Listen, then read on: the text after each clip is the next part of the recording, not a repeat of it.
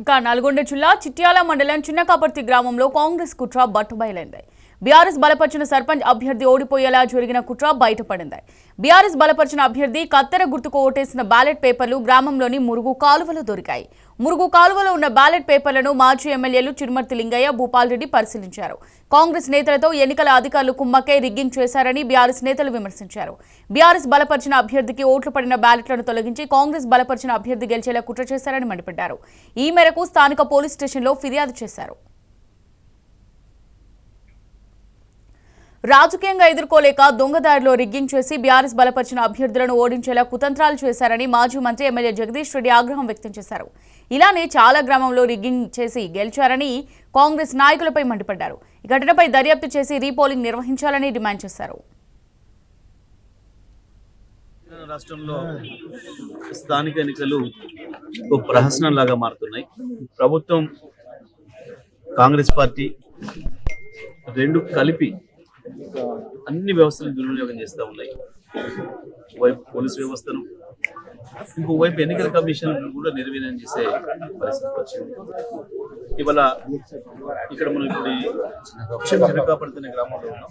ఈ కత్తెర గుర్తుకు సంబంధించిన బ్యాలెట్ వందలాదిగా బ్యాలెట్లు అక్కడ ఇక్కడ మురికాలలో పడి ఉండడం, కొన్ని చింపేసి అక్కడ ఉండడం, కొన్ని తగలబెట్టినట్టు అక్కడ మనకు ఊళ్ళో కనిపించడం, ఇది జరిగింది. మనకు కనబడుతుంది. కాంగ్రెస్ పార్టీ ఎన్ని అక్రమాలకు పాల్పడుతుందో మనం చూస్తూ ఉన్నాం. ఇది ఎప్పుడు కూడా చూడలే మన తెలంగాణలో. ఇటువంటి సంస్కృతి ఏ నిబంధనలు లెక్క పెట్టకుండా పనిచేస్తున్నారు. దౌర్జన్యాలు, మా అభ్యర్థుల కిడ్నాప్లు, భయపెట్టించి ఎగ్రివాల్ చేసుకోవడాలు, లేదా మా అభ్యర్థి మెడలో వాళ్ళ కండు ఒకపడం బలవంతంగా దుర్మార్గంగా అనేకమైన అక్రమాలు చేస్తున్నారు. ఎన్ని అక్రమాలు చేసినా ప్రజల్లో తేలిపోయినారు. మీరు ఎదురు చూస్తున్నారు ప్రజలు ఎప్పుడు ఓటు వస్తాయని. ఇంకో రెండు నెలల తర్వాత మీరు ఉండరనే మాట మీ వాళ్ళు కూడా మాట్లాడే పరిస్థితి వచ్చింది.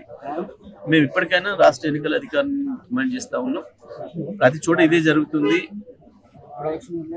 మీరు ఇన్ని దుర్మార్గాలు చేసినా మా కార్యకర్తలు, మా గ్రామస్థాయి కార్యకర్తలు, నాయకులు వీరోచితమైన పోరాటం చేస్తున్నారు.